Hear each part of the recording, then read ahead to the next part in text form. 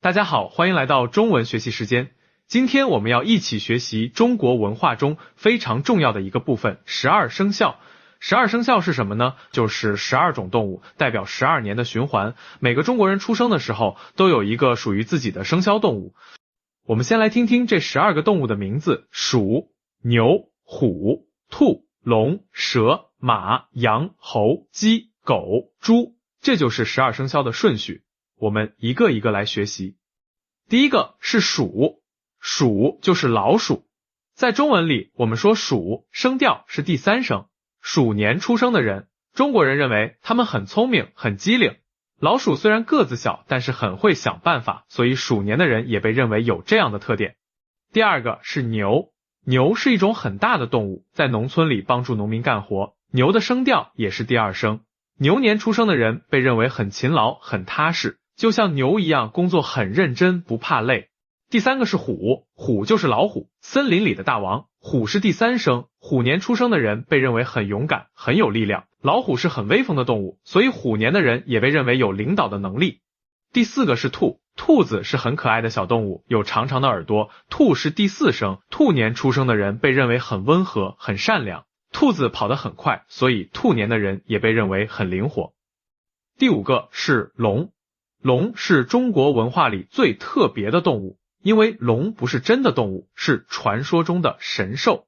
龙是第2声，在中国文化里，龙代表皇帝，代表力量和智慧。龙年出生的人被认为很有天赋，很特别。第6个是蛇，蛇是一种长长的动物，没有腿，在地上爬行。蛇是第2声。蛇年出生的人被认为很聪明，很有智慧。蛇虽然看起来有点可怕，但在中国文化里，蛇代表智慧。第7个是马，马是人类的好朋友，可以骑马，也可以让马拉车。马是第3声，马年出生的人被认为很自由，很喜欢冒险。马跑得很快，所以马年的人也被认为很有活力。第8个是羊，羊是一种温顺的动物，身上有很多毛，可以做衣服。羊是第2声。羊年出生的人被认为很温柔，很有艺术天赋。羊很和平，不喜欢打架，所以羊年的人也被认为很和善。第9个是猴，猴子是很聪明的动物，会爬树，很活泼。猴是第2声，猴年出生的人被认为很聪明，很幽默。猴子很会模仿，所以猴年的人也被认为学习能力很强。第10个是鸡，鸡是我们很熟悉的动物，每天早上会叫我们起床。鸡是第1声，鸡年出生的人被认为很勤奋，很准时。公鸡每天准时打鸣，所以鸡年的人也被认为很有时间观念。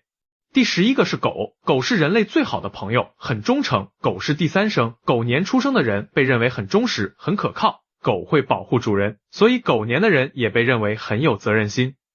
最后一个是猪，猪是一种很可爱的动物，在农村里养猪可以提供肉食。猪是第1声，猪年出生的人被认为很诚实，很善良。猪看起来很憨厚，所以猪年的人也被认为心地很好。现在我们知道了12生肖的动物，那么这个顺序是怎么来的呢？中国有一个很有趣的传说，很久很久以前，玉皇大帝想要选择12种动物来代表年份，他决定举办一场比赛，让所有的动物都来参加。比赛的内容是过河，谁先到达对岸，谁就能成为生肖。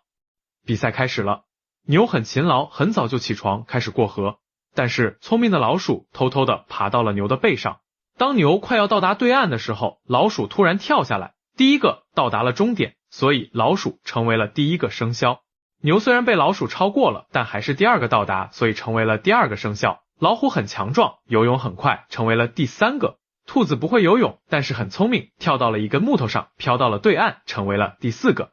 龙本来可以飞，应该是第1个到达的，但是在路上，龙看到了一些需要帮助的人和动物，停下来帮助他们，所以成为了第5个。这个故事告诉我们，龙虽然很强大，但也很善良。蛇很聪明，它缠在马的腿上，一起过了河。到了对岸，蛇突然出现，吓了马一跳，所以蛇成为了第6个，马成为了第7个。羊、猴、鸡3个动物一起合作，他们找到了一条船，鸡发现了船，猴会划船，羊很努力的帮忙，因为他们团结合作，所以都成功过了河。羊成为第8个，猴成为第9个，鸡成为第10个。狗其实游泳很好，但是它在河里玩水，玩得太开心了，忘记了比赛，所以成为了第11个。最后是猪，猪在路上饿了，停下来吃东西，吃完又睡了一觉，所以成为了最后一个。第12个，这个故事很有趣，对不对？每个动物都有自己的特点，这些特点也反映在它们的排名上。老鼠聪明但有点狡猾，牛勤劳但有点笨，龙强大但善良，狗忠诚但有时候不专心。在中国，每个人都知道自己的生肖。当中国人第一次见面的时候，经常会问你属什么，这就是在问你的生肖。如果你说我属龙，别人就知道你是龙年出生的。12生肖不只是动物的名字，它们还和中国人的生活有很深的关系。比如说，中国人相信不同生肖的人有不同的性格，属鼠的人聪明，属牛的人勤劳，属虎的人勇敢。当然，这些只是传统的说法，不是科学，但是这些说法让中国文化变得很有趣。中国人也会根据生肖来预测运气，比如说今年是什么年，对哪个生肖的人比较好，对哪个生肖的人需要小心一些。12生肖还和中国的历法有关系。中国传统的历法是农历，也叫阴历。农历和我们现在常用的公历不一样，农历的新年不是1月1日，而是在1月底或者2月初，这就是中国的春节。每年春节的时候就会换一个生肖，比如说2024年是龙年，2025年是蛇年，12年一个循环，循环结束后又重新开始。所以如果你是龙年出生的，每过12年又会遇到一个龙年，这叫做本命年。在本命年的时候，中国人有一个习俗，就是要穿红色的衣服，特别是红色的内衣。为什么呢？因为传统上认为本命年可能会有一些不顺利的事情，穿红色可以带来好运，保护自己。12生肖在中国的艺术里也很常见，你可以在中国的绘画、雕塑、剪纸里看到这些动物，特别是在春节的时候，到处都能看到当年生肖动物的装饰。现在我们来学习一些和12生肖有关的常用词汇。首先是属这个字，属是第3声，意思是 belong to。我们说我属龙，就是说我是龙年出生的。生肖这个词，生是第1声，肖是第4声，生肖就是指这12种动物。我们也可以说属相，属是第3声，相是第4声，意思是一样的。本命年，本是第3声，命是第4声，年是第2声。本命年就是你的生肖，年每12年一次。农历，农是第2声，历是第4声，农历就是中国传统的历法。我们也可以说阴历，阴是第1声，历是第4声。春节，春是第1声，节是第2声。春节是中国最重要的节日，也是农历的新年。现在我们来练习一些简单的对话。假如有人问你，你属什么？你可以回答我属，然后说出你的生肖，比如我属兔，我属马，我属鸡。如果你想问别人多大了，但是不想直接问年龄，你可以问你属什么？因为知道了生肖，大概就能知道年龄了。当然，这只能知道大概，因为同一个生肖可能相差12岁、24岁、36岁等等。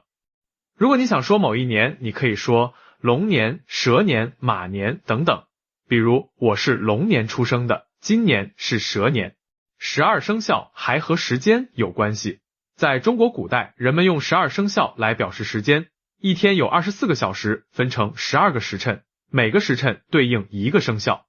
子时对应鼠，是晚上11点到凌晨1点；丑时对应牛，是凌晨1点到3点；寅时对应虎，是凌晨3点到5点；卯时对应兔，是早上5点到7点；辰时对应龙，是早上7点到9点；巳时对应蛇，是上午9点到11点；午时对应马，是上午11点到下午1点；未时对应羊，是下午1点到3点；申时对应猴，是下午3点到5点；酉时对应鸡，是下午5点到7点；戌时对应狗，是晚上7点到9点；亥时对应猪，是晚上9点到11点。现在我们不常用这种计时方法了，但是在一些古典文学作品里，你还能看到这些词，比如子夜就是指半夜，午时就是指中午。12生肖在中国人的名字里也很常见，很多中国人的名字里会有自己生肖的字，比如龙年出生的孩子，名字里可能有龙字；虎年出生的孩子，名字里可能有虎字或者彪字。不过也有一些生肖在名字里不太常用，比如鼠、蛇、猪。因为这些动物在中国文化里的形象不是特别好，所以很少有人用在名字里。但是龙、虎、马这些就很受欢迎。12生肖还和中国的成语有关系，成语是中国语言里的特殊表达方式，通常是4个字，有特定的意思。比如龙飞凤舞，形容字写得很好看，很有气势；虎头蛇尾，形容开始很有劲，但是结尾很草率；马到成功，祝愿别人很快就能成功；鸡犬不宁，形容很吵闹，连鸡和狗都不安静；狗急跳墙，形容人在绝望的时候会做出危险的事情；猪朋狗友，形容不好的朋友。这些成语在日常生活中经常用到，学会了这些成语，你的中文就会更地道，更像中国人说话。在中国的传统节日里，12生肖也扮演重要角色。除了春节，还有一些地方会专门庆祝某个生肖年，比如龙年的时候会有很多舞龙的表演，虎年的时候会有很多老虎的装饰。中国人还相信12生肖之间有相配和相冲的关系，比如说属鼠的和属龙的很相配，属虎的和属猴的可能会有冲突。当然，这些都是传统说法，现在的年轻人不一定相信，但是了解这些对理解中国文化很有帮助。在婚姻方面，有些老一辈的中国人会考虑生肖配对，他们认为某些生肖的人结婚会很幸福，某些生肖的人结婚可能会有问题。不过现在大部分中国人都不太在意这些了，更看重的是2个人的感情和性格。12生肖还影响了中国的商业，每年到了某个生肖年，相关的商品就会特别受欢迎，比如龙年的时候，龙的玩具、装饰品、衣服都卖得很好，商家也会推出很多以当年生肖为主题的产品。在国际上，12生肖也越来越受欢迎，很多外国人对中国的生肖文化很感兴趣，会买生肖的纪念品，学习生肖的知识，一些国家的邮局还会发行中国生肖主题的邮票。现在我们来复习一下今天学的内容。12生肖是鼠、牛、虎、兔、龙、蛇、马、羊、猴、鸡、狗、猪，它们按照这个顺序循环，每12年重复一次。每个中国人都有自己的生肖，根据出生年份决定。中国人相信不同生肖的人有不同的性格特点。12生肖不仅是文化符号，还和中国人的日常生活、语言、艺术都有密切关系。学习12生肖不仅能帮助你了解中国文化，还能让你更好的和中国人交流。当你知道了这些知识，中国人会觉得你很了解中国文化，会更愿意和你做朋友。如果你想记住12生肖的顺序，可以多念几遍：鼠、牛、虎、兔、龙、蛇、马、羊、猴、鸡、狗、猪，也可以想象那个过河比赛的故事，这样更容易记住。在学习中文的过程中，文化知识和语言知识是分不开的。了解了12生肖，你就能理解很多中文表达的深层含义，也能更好的融入中国社会。12生肖体现了中国人对自然的观察和对生活的理解。这12种动物，有的是家畜，有的是野生动物，有的是传说中的神兽，它们代表了中国人生活中的不同方面。鼠代表智慧和机敏，牛代表勤劳和踏实，虎代表勇气和力量，兔代表温和和敏捷，龙代表权威和神秘，蛇代表智慧和神秘，马代表自由和奔放，羊代表温顺和善良，猴代表聪明活泼，鸡代表勤奋和准时，狗代表忠诚和可靠，猪代表诚实和善良。这些特点反映了中国人的价值观。中国人重视勤劳、智慧、忠诚、善良这些品质，这些都在12生肖的象征意义中体现出来。学习12生肖也能帮助你理解中国人的思维方式。中国人喜欢用动物来比喻人的性格，这种思维方式在中国文化中很常见。比如说，如果一个中国人说另一个人像老虎一样勇敢，或者像兔子一样温柔，你就能理解这些比喻的含义了。在现代中国，虽然科学技术很发达，但是传统文化仍然很重要。12生肖就是传统文化在现代生活中的体现，它连接着过去和现在，连接着传统和现代。很多中国的现代艺术作品，比如电影、小说、绘画，都会用到12生肖的元素。这些作品通过生肖来表达深层的文化含义。如果你以后有机会到中国旅游或者生活，你会发现12生肖无处不在，在寺庙里，在公园里，在商店里，在人们的谈话中，你都能遇到12生肖。现在让我们来做一个小练习，我说一个生肖的特点，你来猜是哪个动物。第一个，这个动物很聪明，很机灵，但是个子很小，答案是鼠。第二个，这个动物很勤劳，很踏实，在农村里帮助人们干活，答案是牛。第三个，这个动物很勇敢，是森林里的大王，答案是虎。第四个，这个动物很温和，有长长的耳朵，跑得很快，答案是兔。第五个，这个动物是传说中的神兽，在中国文化里代表皇帝，答案是龙。怎么样，你都猜对了吗？这个练习可以帮助你记住每个生肖的特点。学习语言不仅仅是学习词汇和语法，更重要的是学习文化。12生肖就是中国文化的一个重要组成部分。通过学习12生肖，你不仅学会了12个动物的名字，还了解了中国人的思维方式和价值观。在中国，如果你能和别人聊12生肖，别人会觉得你很有文化，很了解中国。这会让你更容易交到中国朋友，也会让你在中国的生活更有趣。12生肖的知识还可以帮助你理解中国的历史。在中国古代，皇帝的年号经常和生肖有关，很多历史事件也是按照生肖年来记录的。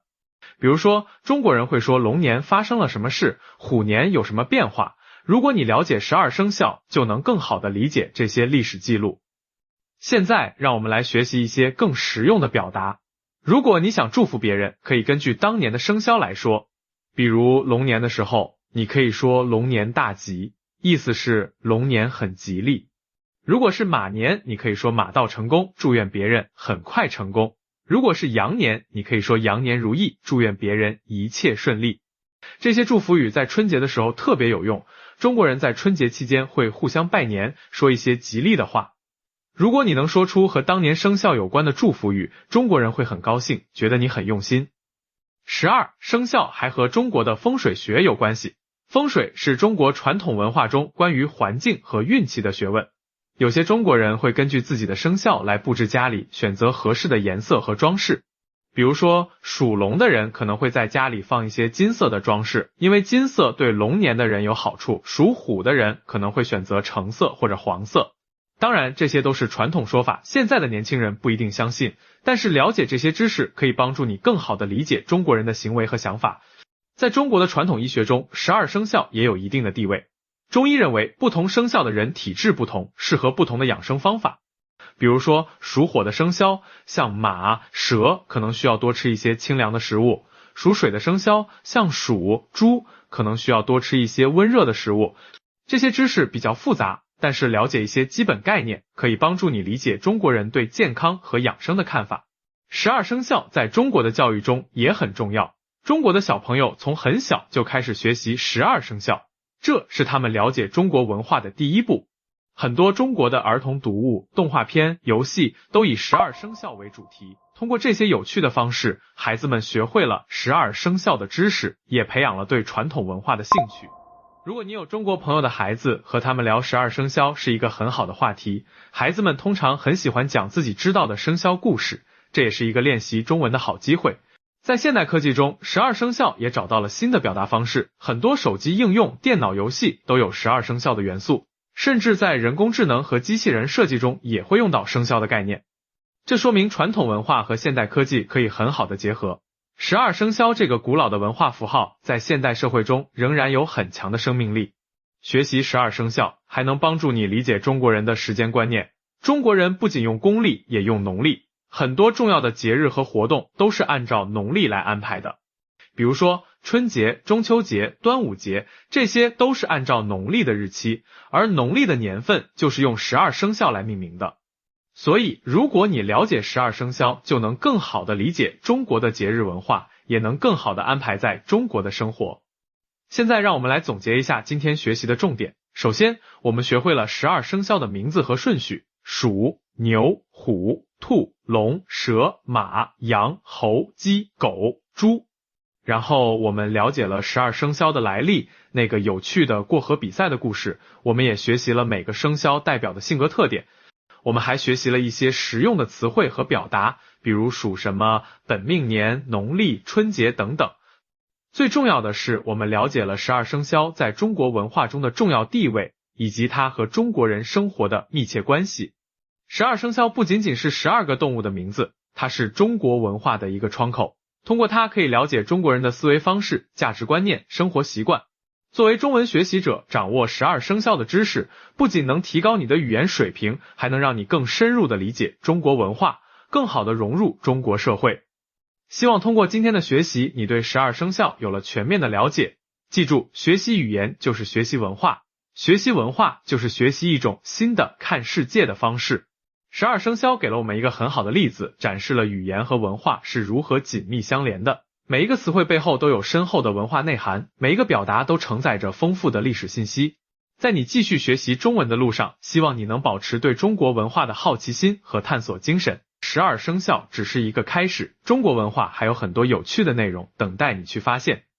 最后，让我们再复习12生肖的顺序：鼠、牛、虎、兔、龙、蛇、马、羊、猴、鸡、狗、猪。